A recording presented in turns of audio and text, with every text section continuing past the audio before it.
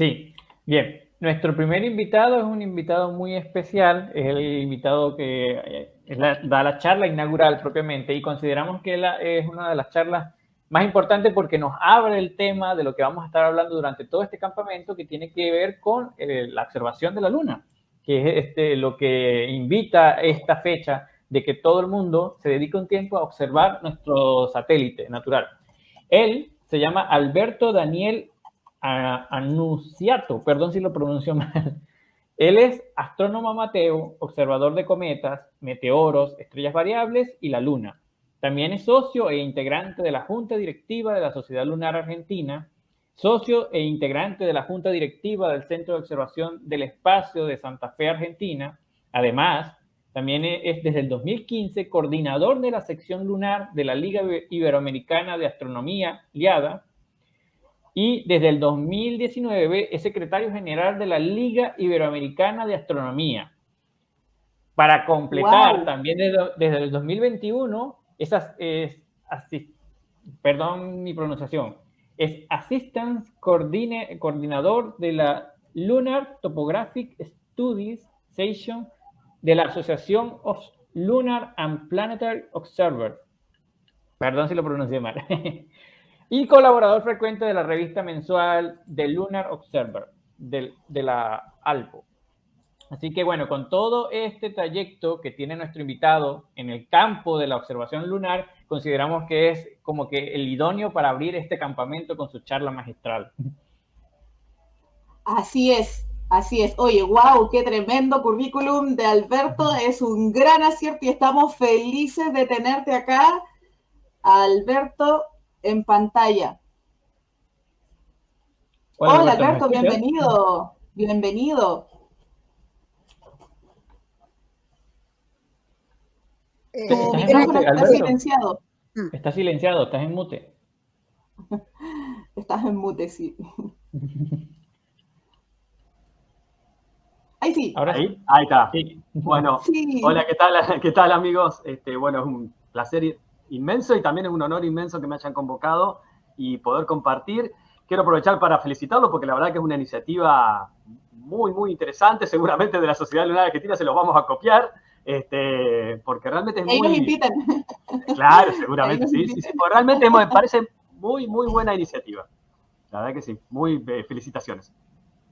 Bueno, estamos súper ansiosos ya esperando tu charla, tu conferencia, que yo creo que casi todos y todas los que estamos acá, nuestro público, nuestros seguidores, quieren saber todos los tips, las estrategias, las herramientas para poder saber qué observar cuando miramos la luna. La luna está presente durante muchas noches en sus diferentes fases y los que somos astrónomos aficionados, los que nos gusta observar, sí que necesitamos esta ayuda de conocimiento. Así es que, Alberto, sin nada más que decir, te agradezco en nombre de toda la CASH que hayas accedido a esta invitación, que te des este tiempo por tu generosidad de compartir tus conocimientos con nosotros y te dejo, toda la pantalla es tuya, ahí acompañado de Paul también durante algunos momentos para que puedas ir dialogando. Si tienes alguna consulta o lo que quieras preguntarnos, Paul va a estar muy atento a tu presentación. Nosotras con Karen seguimos en el estudio detrás de cámara por cualquier cosa, así que nos vemos en un ratito más y la pantalla es tuya. Muy bien, gracias. Voy a ver si puedo compartir a ver, ustedes me van a tener que decir si se me ve o no, porque... Ahí se está agregando. Sí, se ve perfecto. Ah, perfecto. Bueno, porque me costó un poco, soy muy peleado con la técnica. Bueno, como les decía, es un placer inmenso participar en este campamento. Una gran idea, una gran iniciativa. Hoy vamos a ver, digamos, vamos a asomarnos a otro mundo. Lo que tiene la observación lunar es que nos permite asomarnos a otro mundo. Piensen que la primera observación con el telescopio de otro mundo fue la Luna, fue lo que hizo Galileo. Galileo lo primero que apuntó fue a la Luna. Y el término selenografía que elegí para la charla es el término con el cual uno de los primeros estudiosos de la Luna, como Johannes Hevelius, tituló un tratado en 1647 que se llamaba Selenografía, que es una geografía de la Luna. La Luna, a diferencia de los otros planetas, nos permite asomarnos a su geografía de manera privilegiada. Ustedes piensen que podríamos asomarnos a la faz de Mercurio, pero Mercurio es muy elusivo, siempre está detrás del Sol, está mucho más lejos que la Luna. Venus nos oculta su superficie, que también, como la de Mercurio, tiene bastantes similitudes con la Luna, con las nubes que reflejan la luz. Marte está tan lejos y también tiene sus tormentas de polvo. Nos podemos asomar a la superficie, no a la superficie, a las nubes de Júpiter y de Saturno con bastante detalle, pero no son tan fascinantes como la Luna. Aparte que la Luna, creemos, por lo menos desde lo propugnamos así desde la Sociedad Lunar Argentina, que va a ser el primer paso fuera de la cuna para el hombre. Creemos que va a ser el primer lugar en el cual el hombre va a poder dejar la Tierra. Quiero pasar 2 avisos parroquiales para invitarlos a observar. Uno es, estamos desde la Liga Iberoamericana de Astronomía, que es una asociación de asociaciones y de miembros. Ustedes pueden colaborar haciéndose socios o simplemente enviando sus observaciones para compartirlas. La idea es compartir desde una perspectiva completamente democrática. O sea, no compartimos esa filosofía por ahí de la competición por la imagen, y nosotros compartimos, le damos la misma importancia a la observación de un chico de 5 años a la observación de aquel que sabe muchísimo, porque la idea es que toda observación de un cuerpo planetario es la observación de un momento único de su historia. Y por eso las apreciamos a todas. El mismo espíritu tiene la Association of Lunar and Planetary Observers, que es la Asociación de Observadores Planetarios y Lunares, de la que también soy parte, y que desde la Liga Iberoamericana de Astronomía tratamos de replicar ese mismo espíritu, ¿no? Entonces, los invitamos a eventualmente ser miembros, pero sobre todo a compartir sus observaciones, que obviamente serán acreditadas a su autor, porque creemos que todas las observaciones amplían el conocimiento de la Luna, a pesar de que el lugar común es que a partir de las ondas y de las misiones Apolo y de las ondas que vinieron después, se sabe todo de la Luna. Bueno, no es tan así, no sabemos todo de la Luna y nosotros tenemos la oportunidad de ampliar ese conocimiento. Es interesante pensar en los 2 paradigmas de la astronomía amateur, para romper un poco una lanza en favor de la astronomía planetaria. Ustedes piensen que cuando estamos observando la superficie de un planeta o la del satélite de un planeta, estamos observando un panorama que es siempre cambiante. Esto es obvio en planetas como Júpiter o Saturno, también en Marte. No es tan obvio en la Luna, pero sí la Luna cambia radicalmente. Vamos a ver si lo podemos ver en las imágenes que veremos a continuación, de acuerdo a la iluminación solar. Por lo tanto, y también de acuerdo con los movimientos de libración, que es como una especie de balanceo que tiene la Luna, que hace que podamos observar a veces ciertas zonas de la Luna que ordinariamente no podemos observar. Eso hace necesario que nuestra observación siempre sea circunstanciada, tenga información de día y hora, y tiene un valor científico bastante marcado.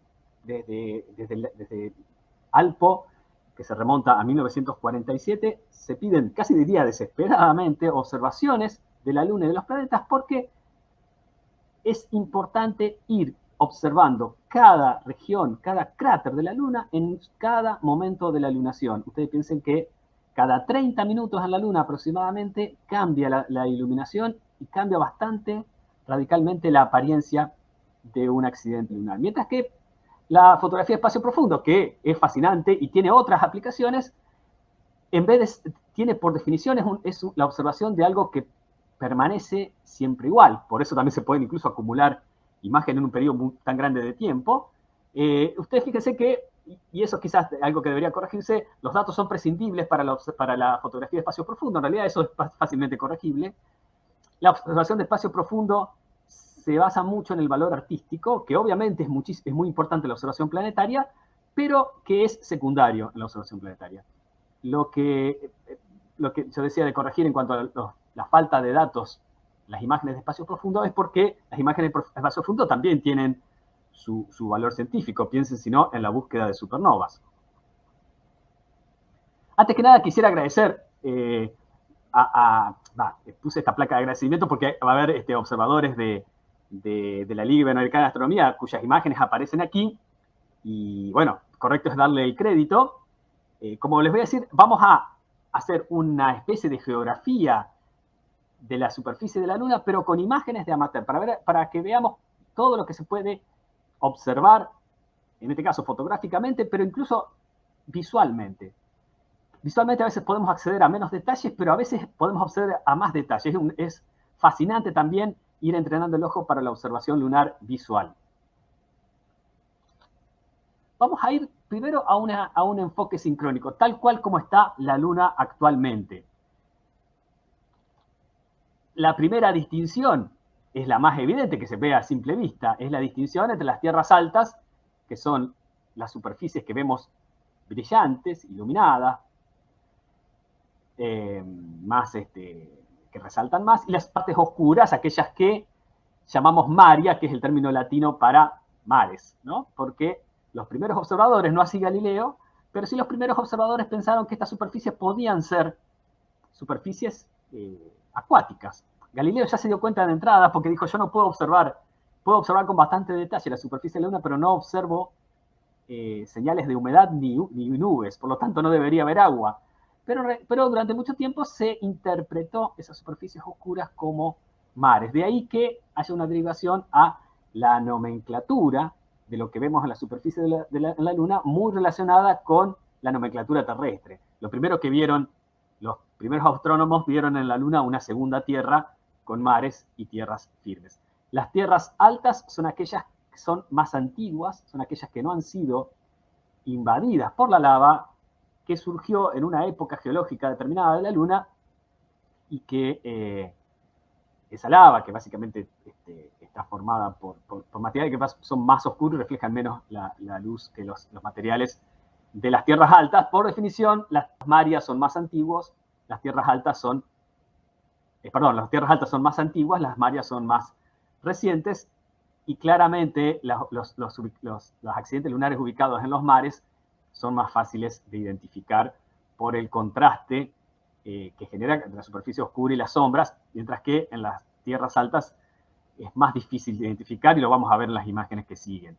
Esta es la única imagen, que ahí tiene el crédito, la única imagen que no nos pertenece y que muestra los colores de la Luna. A pesar de que la Luna es blanca y negro, hay colores en la Luna, hay colores naturales que podemos llegar a percibir en imágenes, de acuerdo a la sensibilidad de la cámara, o claramente cuando hacemos un apilado de imágenes, o incluso visualmente. Para eso hay que tener cierta agudeza visual. Yo no la tengo, nunca he observado colores en la Luna, pero hay ciertos accidentes que son naturalmente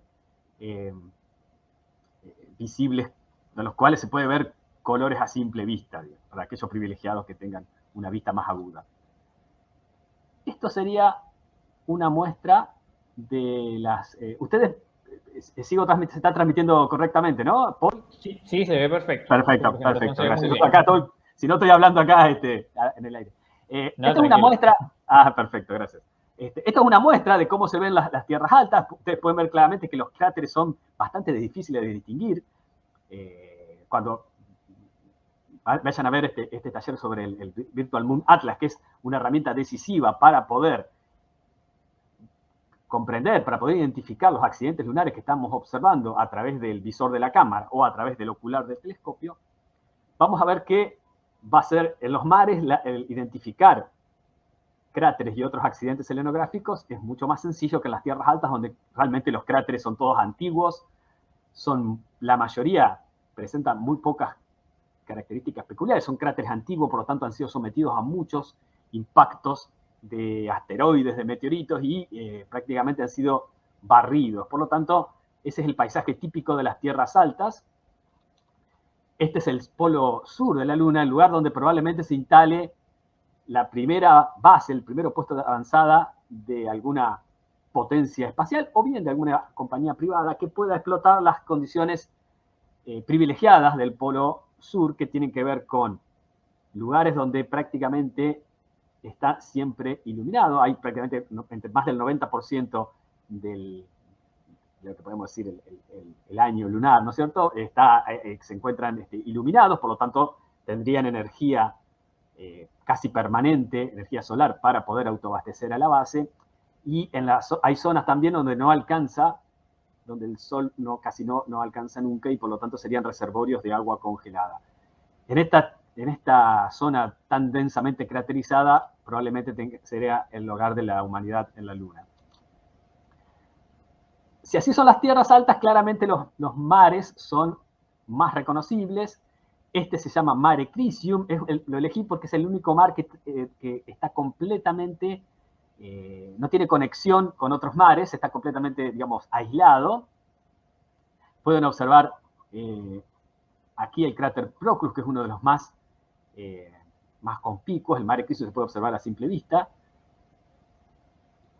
Elegí esta foto de Mare Serenitatis, que es otro de los mares lunares, porque presenta un poco más de detalle, con lo cual estamos entrando un poco más en materia de selenografía, ¿no? Ustedes pueden observar las montañas, las primeras cumbres iluminadas por el sol que va levantando. Aquí está la zona todavía en sombras. Esta zona intermedia es lo que, digamos, entre la parte iluminada y la parte en sombras se denomina terminador. Es el lugar privilegiado para la observación. Cuando uno va a observar, tanto con una cámara como visualmente, el lugar donde se van a ver más detalles por el juego de la luz oblicua y de las sombras que proyecta, es en esa zona del terminador.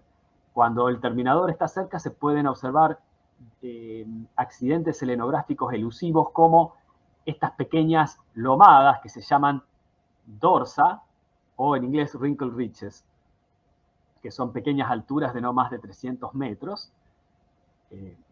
Los mares tienen, yo tengo una preferencia por observar que en las zonas de mares, y claramente si uno ve lo que cuentan los observadores lunares, todos los selenógrafos que producían mapas hasta antes de la fotografía, los mapas lunares se hicieron básicamente con información que recopilaron los observadores visuales, cuando no había cámara o cuando las cámaras no proporcionaban tanto detalle como la observación visual. Cuentan que es una delicia observar en la zona de los mares y era una verdadera ordalía observar en las zonas de tierras altas donde todos los cráteres son iguales. Bueno, los mares lunares parecen lisos desde lejos, o en las imágenes, pero no lo son. Están llenos de microcráteres, de micrometeoritos, son cualquier cosa menos lisos. Nosotros los vemos lisos en esa perspectiva. Por eso traje la foto de una misión Apolo. Ustedes piensen que de las misiones Apolo, creo que la única que aterrizó en las tierras altas, que alunizó, mejor dicho, en las tierras altas, fue la de Apolo 16.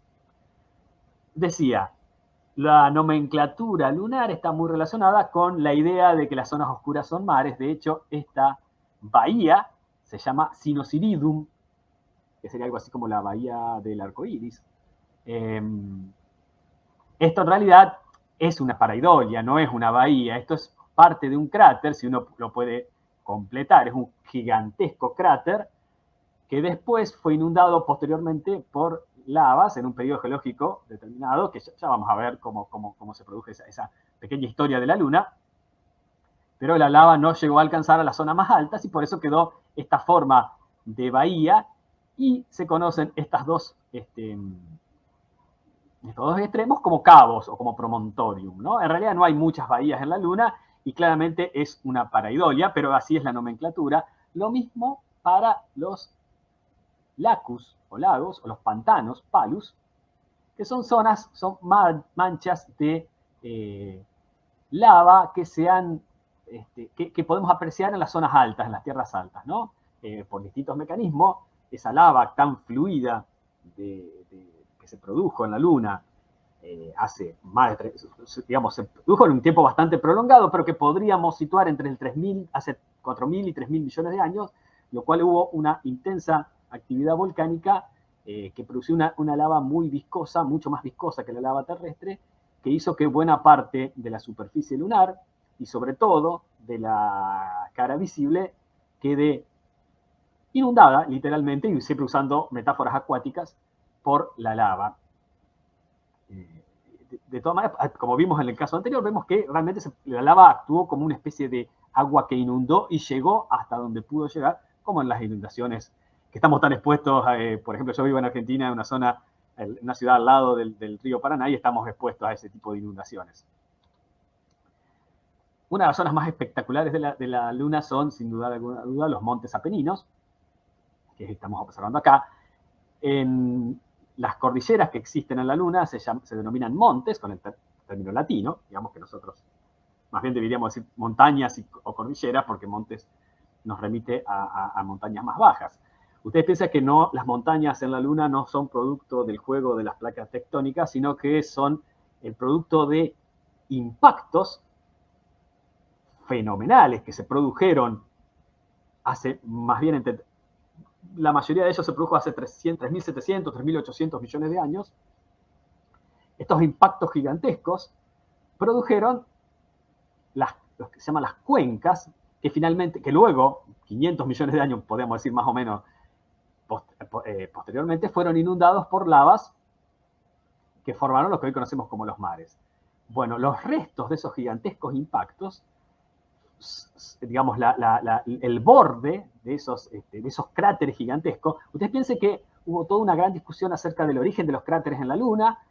Algunos decían que eran, la mayoría hasta hace poco pensaba que los cráteres de la Luna eran de origen volcánico. Solo después, incluso aprovechando los resultados de los dantescos bombardeos de la Primera y la Segunda Guerra Mundial, se pudo estudiar los cráteres de impacto, en este caso de impacto de balas de cañón, digamos, o de bombas. Se pudo estudiar cómo se formaban esos cráteres de impacto y se lo relacionó con los cráteres de impacto en la Luna, y se lo relacionó con la causa que ha generado los impactos, los cráteres, que son los impactos de meteoritos. Bueno, lo que recién todavía más recientemente se pudo determinar es que las cuencas que luego formaron los mares, cuando, digamos, primero se produjeron las cuencas, fueron rellenados con lavas en algún momento de la historia geológica lunar, en la cual hubo gran producción de lava, probablemente porque el interior de la Luna estaba mucho más activo. Esas cuencas gigantescas también se habían producido por impactos, pero de impactos muchísimos más grandes, digamos, ¿no? Y los bordes, así como vemos los bordes de los impactos de los cráteres más pequeños, esto es el borde de un impacto gigantesco que levantó en poquísimo tiempo unas montañas que tienen en promedio 5 kilómetros de altura. Que son 5 kilómetros, ustedes piensen que la Luna es el 25%, el 25%, si no me equivoco, de la superficie, digamos, de la masa de la Tierra. O sea, el horizonte lunar, al ser la Luna mucho más chica que la Tierra, está mucho más cerca, por lo tanto las montañas son mucho más altas en proporción, ¿no? Cuando tenemos picos aislados, las llamamos montañas, o en latín mons. Estos también son, así como los montes Apeninos son el borde de un impacto gigantesco, estas montañas en realidad tampoco son fruto no se originan como las montañas de la Tierra, sino son las zonas más altas que no fueron tapadas por la lava, que se ven claramente. Estas pequeñas elevaciones son muy difíciles de observar, son mucho más fáciles de observar cuando el terminador está cerca y las podemos ver brillando y produciendo y proyectando una sombra muy puntiaguda que luego sabemos que en realidad es una ilusión. Por eso hasta que los astronautas estuvieron en la Luna, especialmente los astronautas de las misiones que fueron a lugares montañosos como la del Apolo 15, vieron que las montañas son redondeadas, pero si ustedes ven los libros antiguos sobre la superficie lunar o las películas anteriores a los 60, van a ver una Luna con montañas muy puntiagudas, porque así se pensaba que eran por estas sombras tan puntiagudas que proyectan, ¿no? Otro accidente que podemos observar, que no es tan común, son los valles. Este se llama Vallis Alpis, los valles de los Alpes, y en realidad es como una especie de gigantesco cañón, una especie de garganta en esta zona montañosa, producto de la inundación de las lavas que ha inundado toda esta zona. Estos cráteres, podemos considerar que ustedes pueden ver, y estamos haciendo un poco de estratigrafía, de que vamos a referir muy someramente al final, y podemos ver claramente que los cráteres que vemos a la derecha tienen diferencia entre sí. Esto es muy interesante. Tenemos un cráter que claramente es más antiguo, que fue inundado por la lava de la misma manera que que es Plato, que vemos al centro, desde abajo, porque vemos que las paredes se han conservado, mientras que aquí vemos un cráter un poco más reciente, que ya se depositó sobre la lava. Este es anterior a la lava y la lava inundó su interior. Este se depositó sobre la lava y acá vemos uno más reciente que tiene más detalle. Eso lo vamos a ver un poco más adelante. ¿Cómo se produjeron los valles? Bien, se produjeron por un hundimiento. Como podemos ver acá en este gráfico, la lava, cuando se fue acumulando, se produce un volumen de masa muy grande y provoca en algunas zonas de debilidad de la corteza un hundimiento. El hundimiento ha sido, digamos, en el gráfico de la derecha, ha sido, se ha producido combinado con un relajamiento, digamos, de la superficie a los costados, con lo cual produce el Valle Salpi que vimos en la imagen anterior y lo que vemos a ver ahora, que es un accidente escenográfico mucho más común que se llama en inglés rill o en latín rima. Nosotros podemos traducir como acantilado, fractura, o en general se utiliza la palabra rima también en castellano como un préstamo. No sé si pueden ver el cráter que se llama Petavius. Vemos el centro montañoso y se ha producido evidentemente un hundimiento que ha generado esta rima recta. Esta foto a mí siempre me ha fascinado porque parece mostrar una ciudad en el centro de un sistema de murallas y una especie de mar que rodea a la ciudad y una especie de canal que va o de puente que va desde la ciudad a las murallas. De hecho, por mucho tiempo se consideró que la Luna estaba habitada y este tipo de imágenes hacían soñar, por ejemplo, a Kepler, que decía que los cráteres, como eran redondos y en la Tierra no había nada redondo, porque claro, no se habían descubierto, por ejemplo, impactos de meteoritos en la Tierra, en la época de Kepler. Entonces decía Kepler que la forma redonda, que es evidentemente la forma perfecta, solo podía ser artificial. Sigo estando transmitiendo, ¿no? ¿No hay problema? Está todo que en la transmisión va bastante bien. Incluso ya tenemos varias preguntas por ahí que las vamos a dejar al final. Ah, bueno, pues yo no las tendré, ¿no? Muy bien. Acá vamos a ver otro tipo de fractura que es no recta sino sinuosa. No sé si ven mi puntero, pero si ustedes ven, después lo vamos a ver, en una foto se va a ver mejor, pero hay una pequeña rima que yo la elegí por ser el lugar donde fue una de las misiones Apolo, que vamos a ver una imagen, ese pequeño detallecito que podemos ver en estas imágenes, que de vuelta estamos hablando de los Montes Apeninos. Es este paisaje maravilloso donde fue que fue el que disfrutó la misión Apolo 15.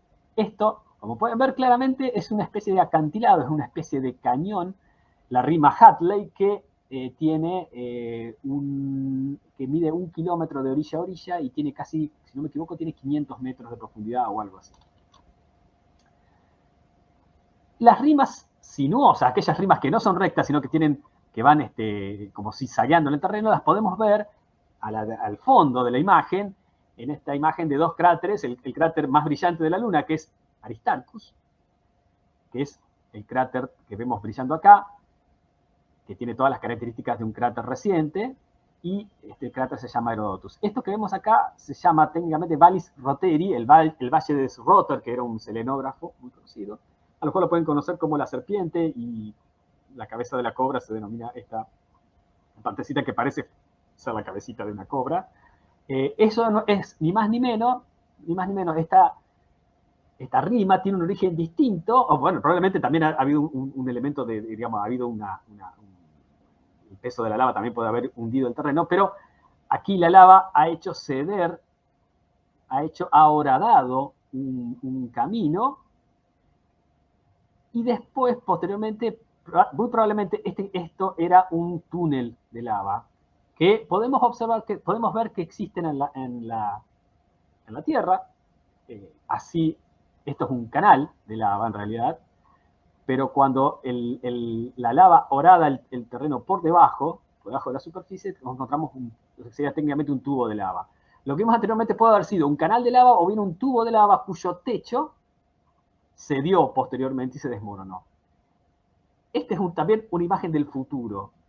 Si vamos a establecer algo más que un puesto de avanzada, algo más que una base lunar, probablemente los humanos que vayan a vivir a la Luna van a volver a las cavernas como nuestros antepasados, a las cavernas que serían tubos de lava, lugares donde habría una temperatura estable, donde estaríamos protegidos de la radiación y donde incluso se podría llegar a pensar en abandonar los cascos y poder respirar una atmósfera creada artificialmente en ciertos sectores de estos tubos de lava, ¿no?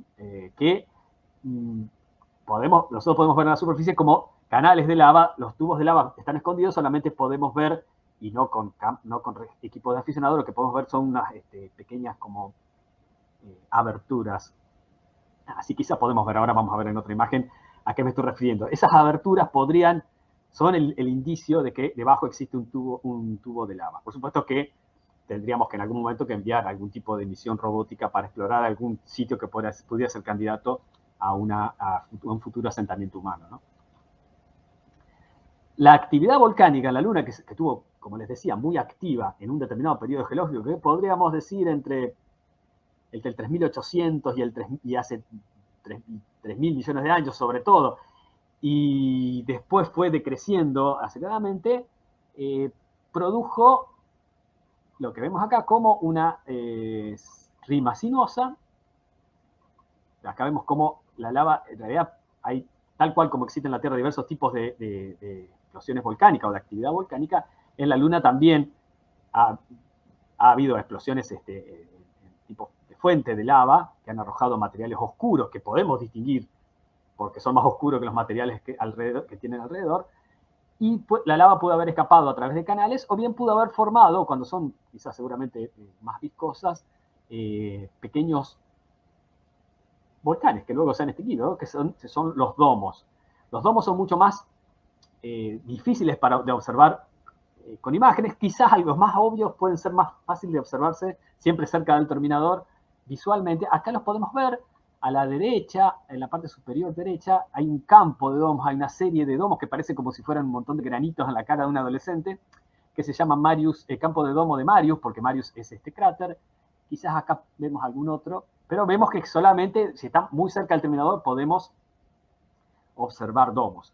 Con equipos de más calidad, la observación de domos se hace más sencilla y a su vez es interesante porque las imágenes que las ondas espaciales proporcionan son siempre o generalmente con luz frontal.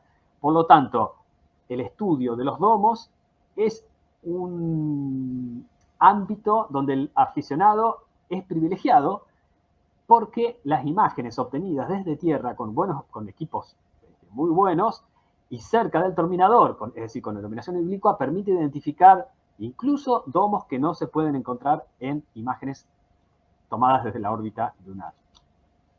Esta imagen, que es una imagen tomada con una cámara que ya se nos rompió, que es de un amigo, de un amigo de la Sociedad Lunar, que incluso ustedes pueden ver cómo estaba sucio el sensor, y es una sola toma, pero para que vean que aún en las peores condiciones, esta es una foto cuando empezábamos, pero captó lo que después yo no pude encontrar.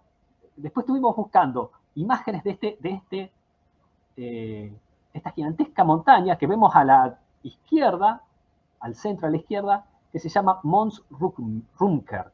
Mons Rumker es una montaña que es básicamente una especie, es el domo más grande, el volcán extinguido, digamos, más grande de la Luna, y es muy difícil de ver, a pesar de su tamaño, porque está, bueno, cerca del limbo, bueno, no son las condiciones ideales.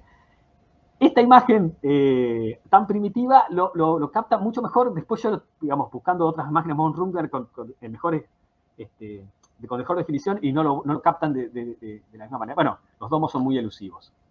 Otro accidente de origen volcánico son las rimas cuando, ustedes fíjense que veamos a la zona inferior izquierda, vemos una rima, es decir, ha cedido el terreno, por lo tanto se ha producido esta rima, e incluso se han producido derrumbes. Ustedes pueden ver quizás aquí, alrededor de esta rima, unos pequeños redondelitos que son cráteres volcánicos. Y ha habido erupciones que han levantado esa tapa y que no son cráteres de impactos como los demás cráteres que podemos ver en la imagen. Así se verían, estos serían como las entradas a un tubo de lava. Y incluso este cráter que se llama Igneous es también un cráter volcánico, que vamos a ver después más adelante cómo se diferencia. Otro accidente es lo que se llama rupes o fallas, que en realidad son rimas, como podemos ver, ustedes vean acá en el centro, esto que tiene forma de espada, ¿no? La empuñadura y la hoja. La diferencia entre una rupes o una falla y una rima es que el terreno se dio mucho más en una de los bordes que en otro, entonces por eso es que como que se ve como una especie de pared gigantesca, así se llama en inglés, straight wall, la pared recta, y la podemos ver claramente diferenciado con esta. Esta es una rima normal y esta es una rima en la cual un borde está mucho más alto que el otro. Esto es otro accidente que cuya observación es privilegio de los amateurs. Las crestas, no es un término ya establecido en castellano, pero en los dorsum, en plural dorsa, que en latín quiere decir espalda, digamos, ¿no? El lomo, o wrinkle ridges en inglés, que son pequeñas lomadas de no más de 300 metros, pero que se extienden muy lejos y que se han producido por el juego de la topografía lunar tapada por la lava. Digamos, a veces puede ser que la topografía digamos, inundada, los lugares más altos de esa topografía inundada, digamos, marcan un levantamiento de la superficie, o a su vez la contracción de la lava que ha hecho, como, digamos, llega hasta la superficie, hasta el borde, hasta donde puede llegar, y luego pega como una especie de reflujo. También así se forman estas pequeñas lomadas, que tienen que ver con la superficie de la luna que ya no vemos, ¿no? De toda aquella luna que fue tapada por la lava en ese periodo geológico que decíamos que se desarrolló hace 3.500 millones de años, podemos decir en promedio. Generalmente son concéntricas a las superficies altas, como podemos ver en la imagen a la izquierda, o a veces también son radiales. Probablemente estas son crestas de contracción y estas tienen que ver más con la topología, las que son radiales tienen que ver más con los accidentes inundados por la lava. Cráteres y cráteres. Cráteres de impacto, cráteres volcánicos. ¿Cómo se forma un cráter de impacto? El impacto de un meteorito genera una explosión gigantesca que en pocos segundos hace que la superficie, como vemos en el punto 2 del centro del impacto, rebote y proyecte hacia el exterior, obviamente proyectando material que de acuerdo al peso va quedando el más liviano va a volar más lejos en forma de rayos, de forma radial. El material más pesado va a caer más cerca, el material más pesado y el que viene desde más adentro de la corteza lunar va a quedar como campo de eyección alrededor. Después se produce esa superficie que se levanta, se vuelve a hundir y empiezan a producirse los derrumbes, como si fueran las barrancas cerca de los grandes ríos en la superficie de la terrestre, que empiezan a derrumbarse y forman una especie de terraza, que podemos ver en esta imagen de Eratóstenes, que es el cráter que se encuentra en el centro, y que queda en un cráter de impacto. Quedan esa superficie que rebota y que no se termina de hundir en el centro, son los picos centrales, ¿no? Se forman montañas que se pueden elevar hasta 2 o 3 kilómetros por encima del suelo del cráter.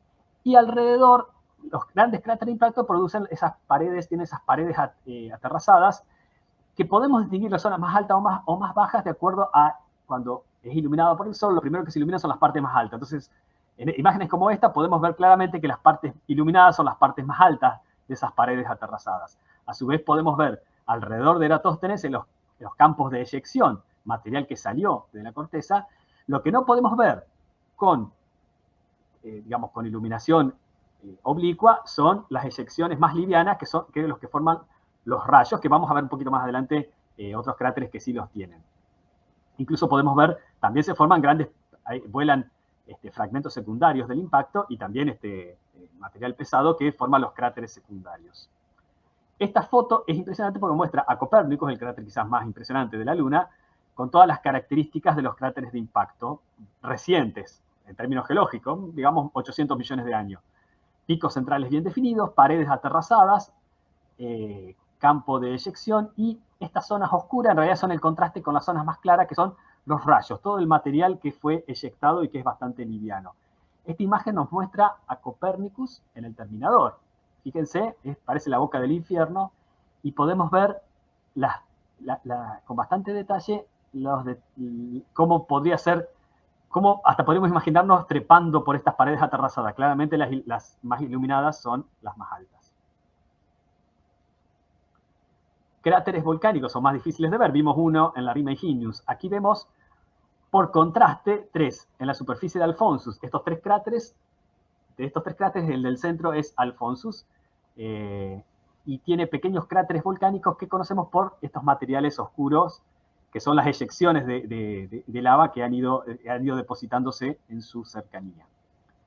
Los cráteres más recientes son aquellos de los cuales todavía podemos percibir las eyecciones más livianas, que no han sido borradas por el clima espacial, que básicamente es el viento solar que va degradando la superficie. Por eso sabemos que los cráteres que tienen estos rayos brillantes son los más recientes, mientras que los cráteres más antiguos son los cuyos rayos van dejando de existir porque van siendo como borrados por el viento solar.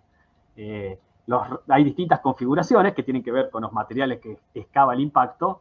Hay rayos más apretados, hay rayos como Kepler, hay rayos más espectaculares. Acá vemos dos ejemplos de sistema de rayos completamente distintos, de rayos brillantes. Copérnicus arriba, Kepler abajo. Acá podemos ver Copérnicus a la derecha. Como sabemos que Copérnicus es más reciente que Eratóstenes porque los rayos de material eyectado de Copérnicus prácticamente tapan a Eratóstenes. Este es un espectáculo, el de los cráteres con rayos brillantes, que podemos observar en la luna llena. Otra imagen es de los rayos de Copérnicus. El cráter con rayos brillantes más conocido, Tycho, que fíjense que abarca casi la mitad de la superficie lunar con aquellas eyecciones que solamente podemos disfrutar con la luz frontal del Sol, es decir, con luna llena. Así se ve Tycho, no tiene prácticamente mucho encanto cuando no es iluminado por la luna, por la luz solar de frente. Otra categoría son los cráteres con frisos fracturados, que es la lava que desde el fondo, el material que ha ido levantando el suelo del cráter, de manera que el pico central de este cráter, que se llama Taruntios, está casi al nivel de las paredes exteriores. Esto se produce entonces en ciertos cráteres que son bastante recientes también porque han estado sujetos a actividad volcánica. Hay también cráteres oblicuos, que son el producto de impactos oblicuos. Este es el más conocido de todos, Schiller. Hay cráteres con bandas. Esta es de vuelta otra visión de Aristarchus con otra iluminación. Aquí está de vuelta lo que hemos visto que era la cabeza de la cobra, que es una zona de actividad volcánica. Acá vemos más detalle. Las bandas son bandas brillantes y bandas oscuras alternadas. No sabemos cuál es con certeza. Es una categoría observacional porque sabemos que son los cráteres más recientes. Pensamos que pueden ser, haber diferencias de altura, es decir, desmoronamientos en las paredes, pero realmente no, es una categoría que es estudiada más por los aficionados que porque no hay muchos datos científicos sobre estos extraños cráteres. También tenemos cadenas de cráteres que son impactos sucesivos, muy probablemente de un cuerpo que se fragmenta, muy similar a lo que pasó en el 94 con esos impactos que vimos sobre la superficie gaseosa, digamos, de Júpiter. Esto que podemos ver aquí en el centro se llama Vallis Reita, el Valle de Reita, pero que en realidad no es un valle como el que vimos, Vallis Alpi, sino que es una cadena de impactos, pero de impactos monstruosos y producidos hace mucho tiempo de grandes asteroides. Eso es lo que, digamos, un repaso por lo que se puede ver actualmente en la superficie de la Luna. Desde el punto de vista observacional, digamos, ¿no? En este campo, yo que soy un mero aficionado, no tengo ningún conocimiento específico, voy a dar como 2 o 3 breves para terminar la charla, sobre el enfoque diacrónico, cómo ha ido cambiando la Luna. Hay distintos periodos, desde el prenectárico, que es el periodo anterior, en el cual prácticamente no se conserva nada, porque la Luna estaba sometida a grandes impactos continuos. En algún momento, o sea, la Luna se empezó a ver después, digamos, tenemos que ir, digamos, desde izquierda superior a, que sería el nectárico, que es el periodo en el cual se empiezan a producir las grandes cuencas, los grandes impactos gigantescos que van a ir dando forma a las cuencas que después, en algún momento, al finalizar el Ímbrico y durante el periodo erastoténico, se empezó a producir actividad volcánica de la cual empezó a manar mucha lava desde el interior para llenar, para inundar, digamos, esas cuencas vacías. El principio estratigráfico podemos entenderlo a partir de esta imagen. Podemos decir, ¿cuál es el cráter más reciente? El que tiene todas las características de los cráteres recientes, pico central, esto es Copérnicus, a la izquierda, ¿no? Al centro de la izquierda. Picos centrales muy elevados, paredes en terrazas, campos de eyección, rayos brillantes, y vemos que los rayos brillantes se superponen en este cráter se llama Eratóstenes. Por lo tanto, Eratóstenes es anterior a Copérnicus porque Copérnicus lo tapa. A su vez podemos ver que Eratóstenes está bastante fresco, tiene picos centrales, tiene paredes aterrazadas, pero sus rayos son mucho más, han sufrido más el deterioro, digamos, por el viento solar. Por lo tanto, sabemos que Eratóstenes es más antiguo que Copérnicus, pero a su vez es más antiguo del periodo en el cual se formaron los mares, porque está superpuesto sobre los mares. A su vez podemos saber que los mares son más recientes que las montañas, porque los mares inundaron las montañas. Así funciona la estratigráfica, así se fue estableciendo a partir de la mera observación la historia de la Luna. Los cráteres que son los más antiguos, los más baqueteados, los más impactados por meteoritos, tienen esta forma, como este es Deslandres, el cráter en el centro, difícilmente reconocible incluso como cráter porque están muy destruidos, casi no se ven las paredes. Acá a la izquierda tenemos un cráter que se llama Maginus, que es un cráter que vemos que las paredes se conservan un poco más. Claramente ya no se conserva nada de los picos centrales, que han ido siendo borrados por los impactos sucesivos. Un cráter un poco más nuevo es Clavius, pero que igualmente carece obviamente de rayos y obviamente de pico central. Acá tenemos, en este trío, que es uno de los más conocidos, de izquierda a derecha, el cráter se llama Ptolemaeus, es un cráter prenectárico muy antiguo, casi no vemos nada en su interior. Alphonsus es un poco más nuevo, pero el pico central está muy deteriorado, igual que sus paredes casi no se ven, se han desmoronado tanto que es mucho menos definido que Arsakel, que es un cráter que es el último, que es mucho más nuevo. Un cráter un poco más nuevo, que es Plato, aunque fue tapado por la lava. No es que el viento solar lo deterioró, sino que la lava como que drenó por debajo y tapó todo sus características centrales. El cráter de la derecha es Atlas, es un cráter un poco más nuevo, pero fíjense, todavía no tenemos picos centrales ni rayos, pero sí tenemos paredes amuralladas y campo de eyección.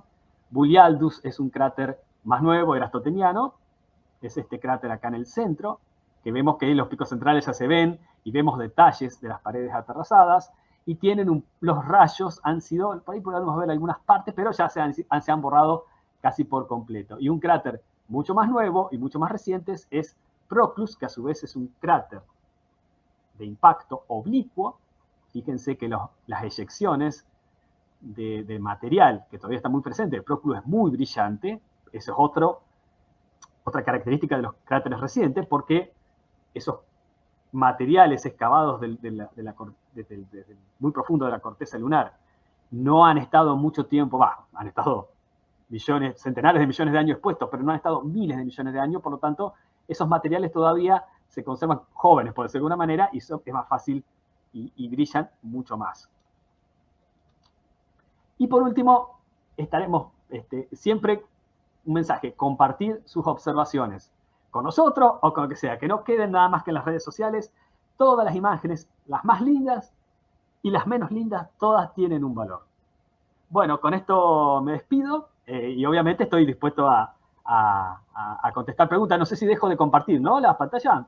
Sí, Alberto, deja de compartir. Y bueno, muchas gracias, de verdad que tremenda exposición. Sentí que hicimos un paseo por la superficie lunar completo. O sea, vimos muchos detalles interesantes. Normalmente los aficionados observamos la luna con telescopio, pero no nos ponemos a detallar todos esos objetos que se encuentran en la superficie lunar. Y esta exposición la considero que es perfecta como para que empezamos a entender que la superficie de la Luna está lleno de detalles y estructuras interesantes para estudiar.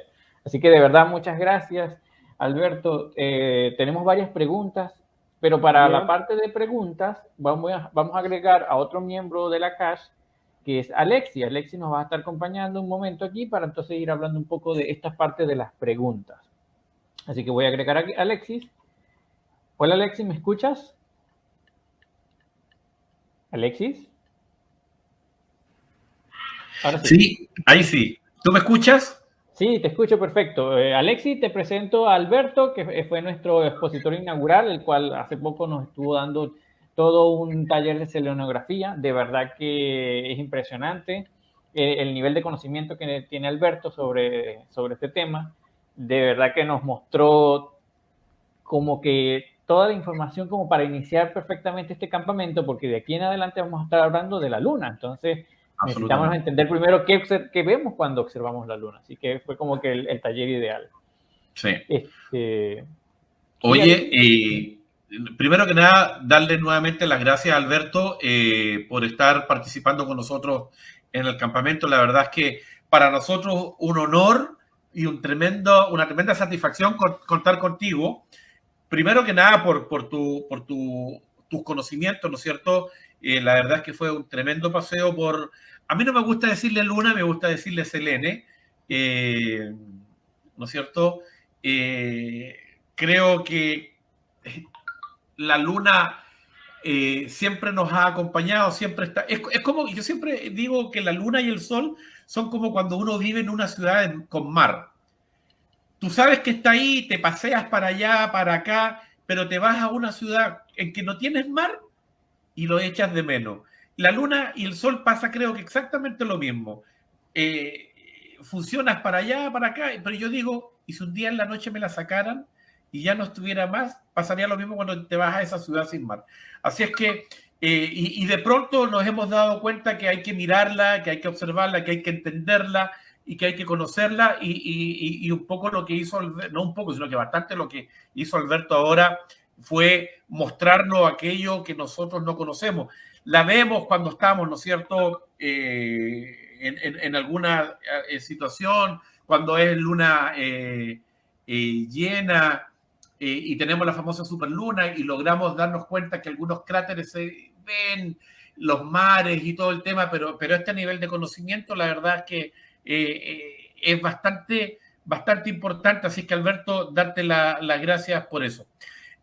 Paul, ¿te parece que vayamos viendo algunas de las preguntas que ha enviado la gente para hacérselas a Alberto? Sí, por supuesto. Vamos a empezar primero con Astronomía Educativa. Astronomía Educativa nos pregunta. Veamos. Una pregunta que siempre hacen los niños es, ¿por qué se llaman mares lunares? O mares lunares. Sí, básicamente porque realmente parecen mares me parece que escucho mi eco. Hay un retorno, creo que Luis sí tiene retorno. Alexi, perdón. No, era eso. Ahí está. No, básicamente es por esa, digamos, viene de la época de los primeros telescopios donde nosotros ya sabemos con conocimientos que no son mares. Cuando uno los ve sin información previa, sin el cassette, como decimos los argentinos, ya instalado, realmente pensaron, porque ustedes fíjense que hasta parece, digamos, realmente uno lo interpreta, por empezar queremos ver en la Luna, los primeros veían una nueva Tierra, y realmente pensaban que podía haber, que podía darse, no se sabía todavía que no tenía la atmósfera, fue una discusión que, digamos, se zanjó antes del siglo XX, pero fue una discusión que se dio, digamos. Entonces, realmente se especulaba con que eran mares. Y después, realmente es un término, es tan estético, evidentemente el mar tiene una fascinación tan grande que lo queremos llevar a la luna, y por eso creo que se termina imponiendo. Si alguna vez la Unión Astronómica Internacional intentara llamarlo de otra manera, creo que se tendría una gran oposición, ¿no? Sí, sí. Bueno, y yo creo que de una u otra manera además sirve para decirle mares, tengo la sensación, y sácame el error por favor Alberto, que sirve para poder identificar zonas geográficas que tienen una diferencia también con los cráteres, digamos. Entonces, me da la sensación que permite llamarle mares a grandes extensiones para hacer más fácil la identificación de distintas zonas de la Luna, ¿no? Sí. Y aparte, digamos, sobre todo en usted piensa que la nomenclatura lunar fue como una cierta batalla, digamos, el libro que cité al principio, que es la selenografía de Belius, propuso una nomenclatura que no cuajó. Después, digamos, si no me equivoco, es de Grimaldi, Puccioli y demás, una serie de astrónomos italianos que impusieron la nomenclatura, pero la utilización de una terminología ayuda a que ese conocimiento se comparta. Entonces, tiene también una cuestión instrumental en facilitar la ubicación de los accidentes, ¿no? Y digamos, y nos lleva a estar no en terra incógnita, sino terra cognita, ¿no? En tierra conocida, ¿no? Y evidentemente los humanos necesitamos por ahí eso, ¿no? Que todo sea un poco familiar. Ok. Alberto, otra pregunta. Dice, hola, que es de los amigos andinos de la astronomía. Hola, ¿en qué año se proyecta concretar la base lunar y qué país la desarrollará? No hay, a ver, hay distintos proyectos, algunos más concretos, otros menos concretos. A ver, el proyecto Artemisa, que es el que está muy de moda ahora, en algún momento se plantea como objetivo, yo no sé si, me parece que era algo así como 2040, pero eso que nada más que queda en un PowerPoint, todavía falta. Yo creo que me parece que una primera avanzada tiene que ser robótica, tiene que haber una utilización de los recursos, tiene que probarse distintas técnicas y a partir de ahí poder pensar en la llegada de humanos. Pero creo que la aproximación más cierta, y es probablemente lo que termine sucediendo, va a ser primero robótica, pero pensando en lo que se llama la utilización in situ, ¿no? Extraer oxígeno, combustible, energía de los recursos de la Luna, sea de la superficie o de la energía solar.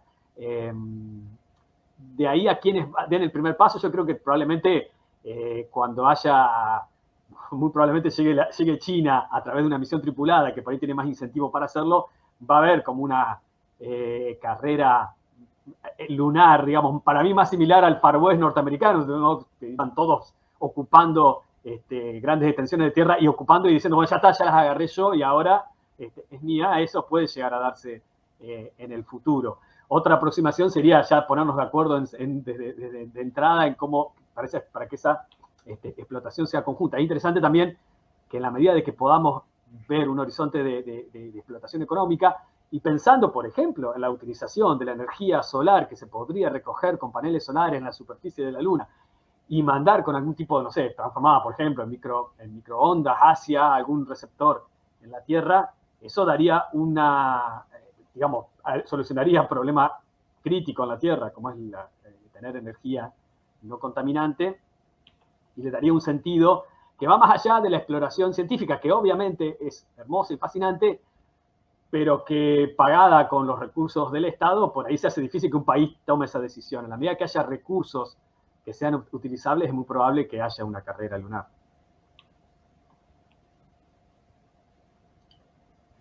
Ok, queda claro.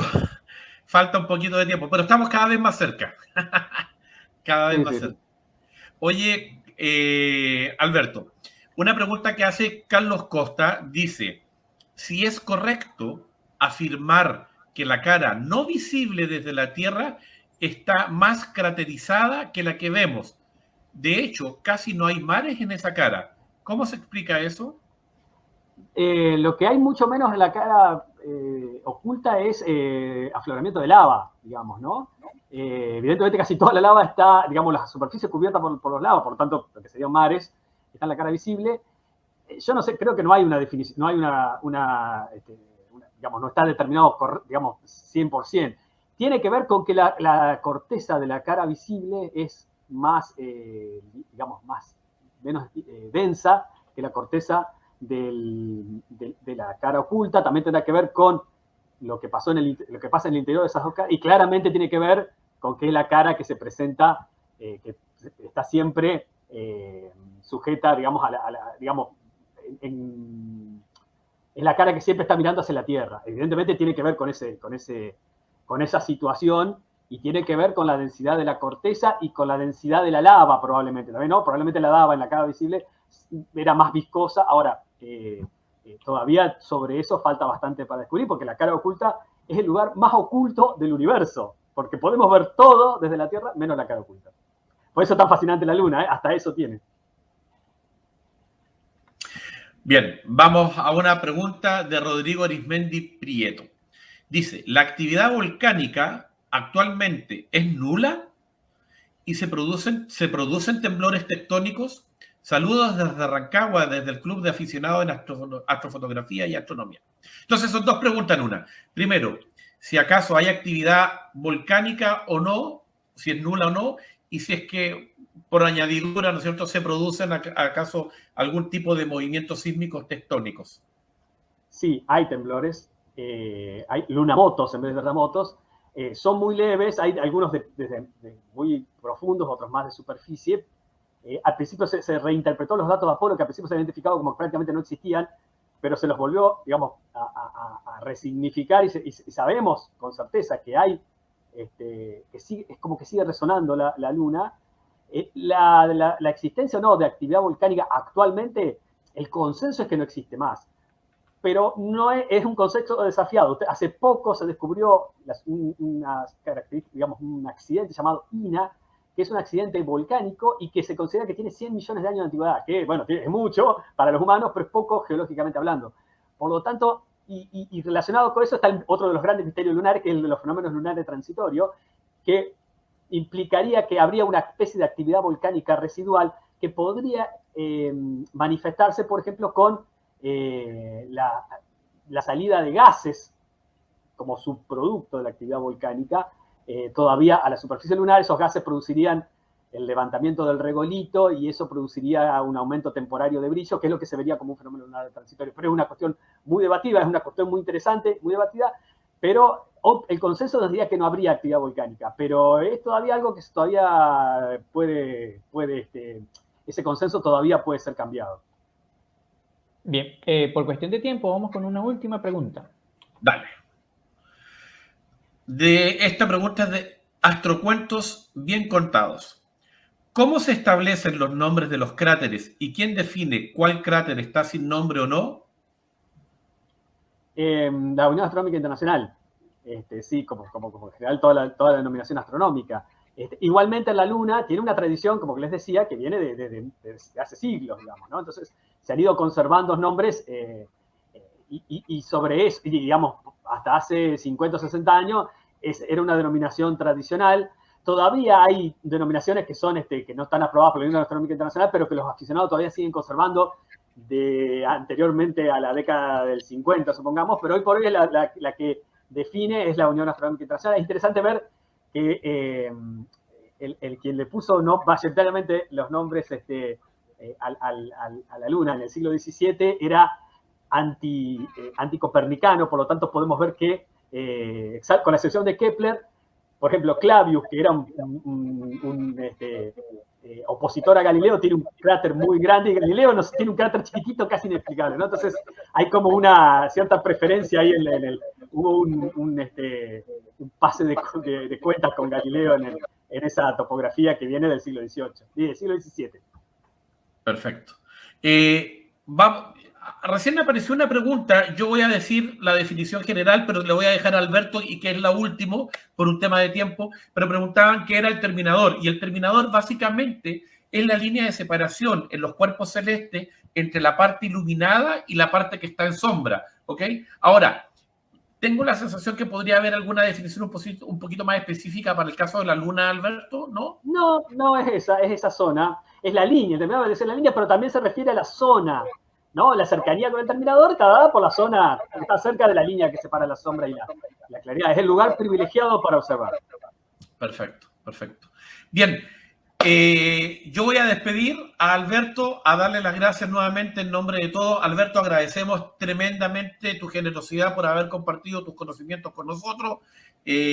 Podríamos conversar tal vez una semana entera de Selene. Selene siempre es tema, siempre la estamos mirando, los países la están mirando, las agencias de investigación la están mirando. Así es que podríamos tener tema, pero para rato. Cuántos poemas, cuántas canciones, cuántos libros también que ha inspirado. Así que, y por ahí algunos que incluso hasta prometen bajarla.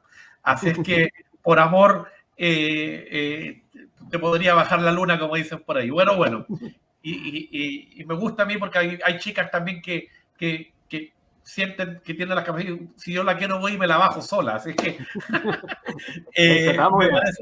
me parece muy bien eso también. Oye, no, Alberto, darte las gracias, como te decía, por tu participación y por estar inaugurando con nosotros el campamento lunar este año 2021. Paul, te dejo los controles para que den los avisos que hay que dar ahora en esta parte, ¿no? Sí, bueno, hay que dar algunos pequeños avisos. Gracias, Alberto, por estar con nosotros, de verdad. Y bueno, entre los avisos, principalmente, tenemos que decir que va a iniciar dentro de poco el primer taller que tiene que ver con un taller de fotografía, principalmente dedicado a la parte lunar. Este taller se va a dar es por Zoom, así que las personas que están inscritos en este campamento tienen que revisar su correo, ver el correo que le llegó con los enlaces correspondientes y buscar el taller que toca justo ahorita, darle clic al enlace de Zoom y desde Zoom estaremos realizando este taller. Bueno, Alexis, no sé si te acuerdas o quieres anunciar desde ya quién va a dar el siguiente taller. Sí, Andrés Molina. Andrés Molina es un amigo colombiano que nos va a estar dirigiendo ese taller. Así es que él trabaja en el en el Observatorio Astronómico Nacional de Colombia. Así es que va a estar súper interesante el taller con Andrés. También hay que recordar que mañana iniciamos la jornada a eso de las 11 a.m., pero directamente en Zoom. O sea, lo primero que vamos a iniciar es un taller por Zoom, así que tienen que conectarse directamente a Zoom. Ahí estaremos viendo un taller sobre este programa Virtual Monk, que también vamos a ver que es bastante útil para como que aprender un poco más de lo que nos estuvo enseñando Alberto. Y luego de este taller, en paralelo también está otro taller que tiene que ver con una actividad recreativa sobre la luna. Y al finalizar este bloque de talleres, volvemos aquí por YouTube a tener una charla magistral de nuevo. Así que mañana pendiente a partir de las 11, primero por Zoom, luego después de los talleres viene por YouTube. Así que no queda más que despedirnos a todos. Nos vemos en unos minuticos en Zoom. Así que gracias, Alberto, por estar con nosotros. Gracias, Alexis. Y bueno, gracias a todas las personas que nos están viendo e iniciando en este espectacular campamento virtual. Así que nos despedimos. Oye, Paul, espérate, antes que despidas el campamento, sí. Porque la gran primicia que tenemos como Catch para nosotros, digamos, como integrantes, nuestra polera de la Catch, ¿no es cierto? Tú también la puedes mostrar. Aquí. Bueno, sí, estamos estrenando polera. Estamos estrenando nuestra polera recién llegada, hay gestiones de la Catch, así es que buenísimo también para nosotros cómo hemos ido avanzando y hemos ido creciendo. Así es que buenísimo, nos vemos en Zoom un ratito más y a la gente que nos vemos mañana. Chao, gracias. Chao.